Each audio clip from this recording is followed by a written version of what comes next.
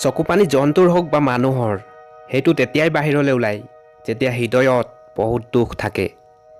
জীৱনত যদি সকলোতকৈ শুদ্ধ ৰাস্তা দেখুওৱা কোনোবা বন্ধু আছে তেন্তে সেইটো হৈছে আপোনাৰ অনুভৱ। মিছাটো কিমান আচৰিত, যেতিয়া আমি নিজেই কওঁ তেতিয়া ভাল লাগে, যদি আন কোনোবাই কয় তেন্তে খং উঠে। যেতিয়া লগত মোৰ বহিবা তেতিয়াহে ক'ম কিমান দুখ আছে, যদি দূৰৰ পৰা সোধা তেন্তে এইটোৱে ক'ম যে সকলো ভালে আছে। আমি যিমানে আনৰ কথা ভাবোঁ প্ৰায় সেইসকলেই আমাক নুবুজে। যেতিয়া কোনোবাই বহুত দুখী হৈ কান্দি কান্দি আপোনাক নিজৰ সমস্যা কয় তেন্তে তেওঁ আপোনাক ভগৱানৰ দৰে বিশ্বাস কৰে। তেওঁৰ বিশ্বাস কেতিয়াও ভাঙি নিদিব। সকলো শব্দৰে অৰ্থ পাবা, কিন্তু জীৱনৰ অৰ্থ জীৱন জীয়াই আৰু সম্বন্ধৰ অৰ্থ সম্বন্ধ সম্পন্ন কৰিহে পোৱা যায়।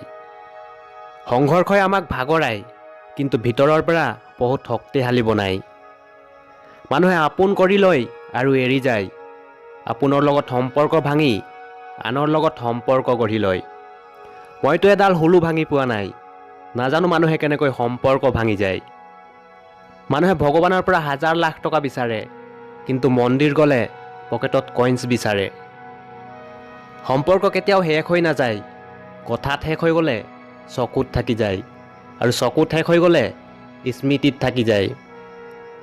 আশীৰ্বাদ পাওঁ ডাঙৰৰ পৰা, সহযোগ পাওঁ আপোনৰ পৰা, সুখ পাওঁ সংসাৰৰ পৰা, আৰু প্ৰেম পাওঁ সকলোৰে পৰা। এইটোৱে কামনা ঈশ্বৰৰ পৰা। সকলোৱে সুখত থাকে আপোনাৰ পৰা, আৰু আপুনিও সুখত থাকে সকলোৰে পৰা। কিছু সম্পৰ্কই লাভ নিদিয়ে কিন্তু বহুত ধনী বনাই যায়। জীৱনত সুখী থাকিবলৈ হ'লে দুটা শক্তি থকাৰ বহুত প্ৰয়োজন। প্ৰথমটো হ'ল সহ্য শক্তি আৰু দ্বিতীয়টো বুজাৰ শক্তি।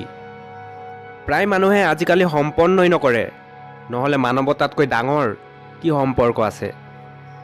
অন্তৰ্মনত সংঘৰ্ষ তথাপিও হাঁহি থকা চেহেৰা, এইটোৱে জীৱনৰ শ্ৰেষ্ঠ অভিনয় হয়।